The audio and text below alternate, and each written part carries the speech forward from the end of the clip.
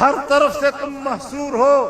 پشتون علاقے کے پہاڑوں پر وہ چھا گئے ہیں، خیبر پختونخوا کے پہاڑوں پر اور اس کے صحراؤں پر یہی لوگ چھائے ہوئے ہیں. آپ کدھر ہیں سوائے اس کے کہ ایک ایوان صدر میں بیٹھا ہوا عیاشی کر رہا ہے اور دوسرا وزیر اعظم ہاؤس میں بیٹھ کر عیاشی کر رہا ہے.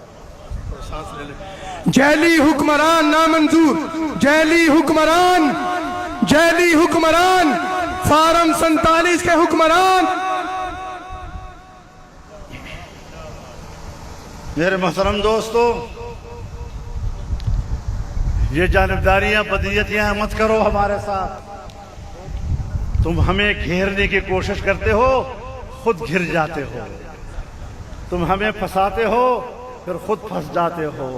اور یہ بات سن لو، دل کے کان کھول کے سن لو، یہ حقائق ہیں. میں کوئی سٹیج پر خطابت نہیں دکھا رہا ہوں. بلوچستان میں، بلوچ علاقوں میں بغاوتیں تھیں. پورا بلوچ علاقہ پاکستان کے اختیار سے نکل چکا تھا. آج بھی وہاں پر پاکستان حکومت کی کوئی رٹ موجود نہیں ہے. لیکن ہم تو بلوچ علاقے کو رو رہے تھے، اب تو پشتون علاقہ بھی خون میں نہا رہا ہے. پشتون علاقے میں ہم نے 2-3 دن کے اندر 50 سے زیادہ لاشیں وصول کی ہیں. ہم نے بازاروں میں ایک ہی کام کیا کہ اپنے پیاروں کے لیے کفن خرید سکیں. ہم نے صرف ایک ہی کام کیا کہ اپنے پیاروں کے جنازے پڑھ سکیں. یہ کیا پاکستان کی عوام کی قسمت میں ہے کہ ہم نے یہاں پر خون دے کر وقت گزارنا ہے. نہ میرا بچہ اسکول پڑھنے کے لیے گھر سے باہر نکل سکتا ہے، نہ میرے صوبے کا غریب انسان روزی مزدوری کے لیے گھر سے باہر جا سکتا ہے. اور اگر گھر سے باہر نکلتا ہے وہ اپنے آپ کو محفوظ نہیں سمجھتا. پھر کہتے ہیں ہمارے جوان بھی تو شہید ہو رہے ہیں. او بابا، تیرے جوانوں نے پیٹی اسی لیے باندھی ہے، تنخواہ اسی کے لے رہے ہیں کہ اس نے ملک کی سلامتی کے لیے لڑنا ہے. تم اپنے خون کا میرے اوپر کیا احسان ڈالتے ہو؟ تم میرے خون پسینے کے ٹیکس سے اسی بات کی نہیں تو تنخواہ لے رہے ہو، لیکن ہمیں کہتے ہو کہ تم لشکر نکالو، تم اسلحہ لے کر مسلح گروہوں کے خلاف لڑو. میں نے کوئی تنخواہ نہیں لی، میں کوئی لشکر نہیں بناؤں گا. تم چلے جاؤ گے، تم میری سرزمین کو آنے والی نسلوں تک ذاتی دشمنیوں کی طرف دھکیل رہے ہو. ہمیشہ کے لیے قتل و غارت گری کی طرف دھکیل رہے ہو. یہ سیاست کسی اور کو سمجھاؤ، یہ ہمیں مت سمجھایا کرو. آپ نے اگر سیاست کرنی ہے تو وردی اتار کر آئیے، الیکشن میں حصہ لیجئے، پتہ چل جائے گا کہ وردی والے کو لوگ کیا ووٹ دیتے ہیں. یہ آپ کا اختیار ہے کہ آپ جس کو چاہیں گے حکومت دیں گے اور جس سے چاہیں گے حکومتیں چھین لیں گے.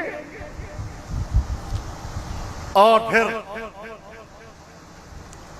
قانون سازیاں ہو رہی ہیں، پارلیمنٹ کے ذریعے سے مقتدرہ کو طاقتور بنایا جا رہا ہے.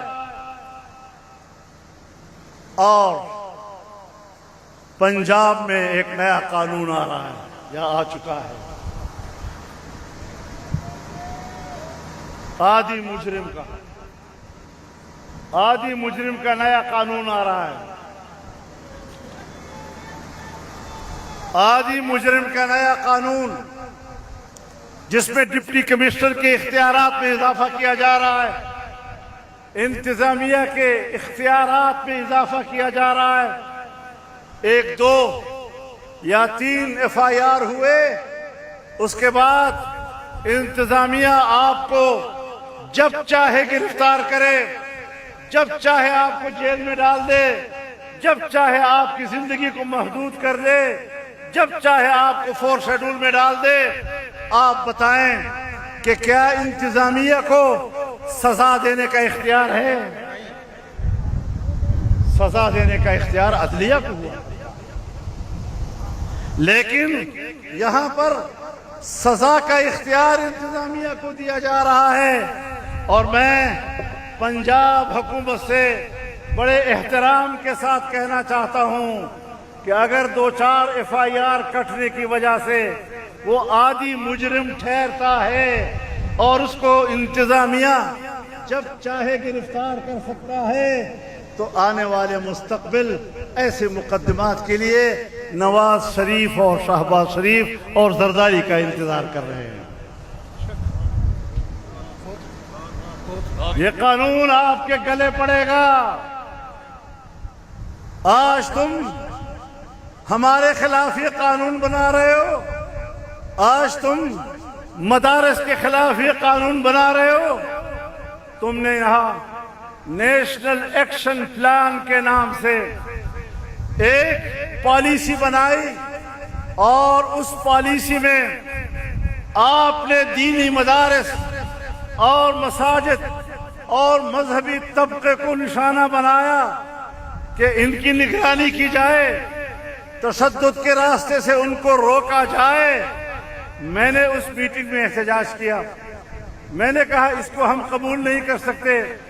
یہ ایک امتیازی قانون ہے جو مذہبی لوگوں کے خلاف ہے، لیکن ہمارے جن سیاسی پارٹیوں نے اس نیشنل ایکشن پلان کا ڈرافٹ بنایا، اس کا مسودہ تیار کیا اور اس اجلاس سے منظور کیا، آپ کو شاید مطالعہ نہیں ہے، آپ پوچھتے بھی نہیں ہیں۔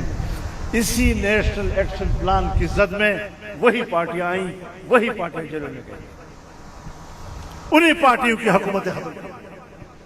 میں نے کہا اللہ کے فیصلے کچھ اور ہوتے ہیں۔ تم نے نیشنل ایکشن پلان میں کہا لکھا کہ صوبہ خیبر پختونخوا میں آپریشن کیا جائیں، طاقت کا استعمال کیا جائے، دہشت گردی کا خاتمہ کیا جائے، لیکن تم نے بلوچستان کے بارے میں کہا کہ وہاں پر پرتشدد واقعات کو روکنے اور ایسی تنظیموں کا راستہ روکنے کے لیے بلوچستان کو حقوق دے دو، بلوچستان میں ترقیاتی کام شروع کر دو، وہاں پر جب آپ خوشحالی لائیں گے تو یہ لوگ خود بخود اپنی تحریک چھوڑ جائیں گے۔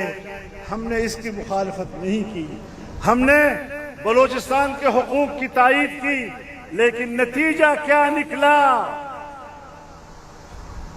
تم نے تو ایکشن پلان پاس کر لیا، اب بتاؤ تم نے بلوچستان میں کوئی ترقی کی؟ اگر ترقی کی تو وہاں کوئی اثر ہوا؟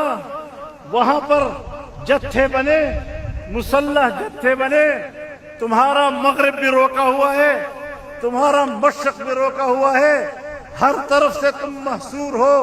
پشتون علاقے کے پہاڑوں پر وہ چھا گئے ہیں، خیبر پختونخوا کے پہاڑوں پر اور اس کے صحراؤں پر یہی لوگ چھائے ہوئے ہیں۔ آپ کدھر ہیں سوائے اس کے کہ ایک ایوان صدر میں بیٹھا ہوا عیاشی کر رہا ہے اور دوسرا وزیر اعظم ہاؤس میں بیٹھ کر عیاشی کر رہا ہے۔ جیلی حکمران نامنظور، جیلی حکمران، جیلی حکمران، فارم 47 کے حکمران۔ میرے محترم دوستو، یہ جانبداریاں بدیتیاں مت کرو ہمارے ساتھ۔ تم ہمیں گھیرنے کی کوشش کرتے ہو، خود گھر جاتے ہو۔ تم ہمیں پھنساتے ہو، پھر خود پھنس جاتے ہو۔ جس کا کوئی نہیں اللہ تو ہے۔ ہمیں اپنے رب پر بھروسہ ہے۔ 26ویں آئینی ترمیم ہوئی، صرف جمعیت علماء اسلام نے تنہا مذاکرات کیے۔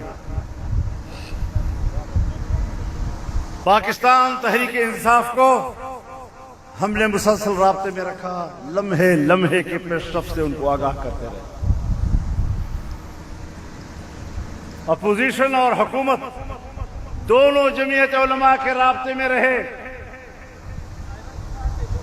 1 महीना 1 हफ्ते तक मुज़ाकरात चलते रहे। हमने अपने 10-11 लोगों की ताकत से इस हुकूमत को इस कानून के 34 शिकों से दस्तबरदार कराया था। 34 शिकों से हमने उनको दस्तबरदार कराया और सिर्फ 22 शिकों पर उनको आना पड़ा कि बस इसी को मंजूर करते हैं। हमने कहा नहीं, अब हमारी चलेगी, अब हमारी चलेगी। आपको आना होगा इस बात पर कि पाकिस्तान में 1 जनवरी 2028 से मुल्क के अंदर सूद खत्म तस्लीम करना होगा। और अल्हम्दुलिल्लाह हमने मनवाया। उसी 26वीं आईनी तरमीम में हमने मनवाया। इस्लामी नजरियाती काउंसिल की सिफारिशात असेंबली में आते थे, सिफारिश पेश हो जाती थी, पता नहीं किस कमरे में जाकर उसके मलबे पड़े हुए होंगे। हमने आईनी तरमीम कराई कि नहीं, सिर्फ पेश होना काफी नहीं है, इन सिफारिशात को बहस के लिए ऐवान में पेश करो। और हमने मनवा लिया उनसे। इस वक्त आईनी तौर पर हुकूमत पाबंद है कि वो इस्लामी नजरियाती काउंसिल की सिफारिशात को सिर्फ पेश नहीं करेगी, बहस के लिए ऐवान में पेश करेगी। 1.5 साल हो गया है, इस वक्त तक उन्होंने एक सिफारिश भी मुबाहसे के लिए ऐवान में पेश नहीं की। ये है उनकी नीयत। इसी बदनीयतियों से वो मार खा रहे हैं। तो जब अल्लाह तुम्हें मार रहा है और तुम अपनी जाल में खुद फंसते जा रहे हो, तो फिर मुझे तुम्हारी क्या फिक्र। मैंने तो सिर्फ अल्लाह की तरफ रुजू करना है। और उसने हमें सुरखरू किया। जिस महाज पर हम गए हैं, अल्लाह ने हमें सुरखरू किया।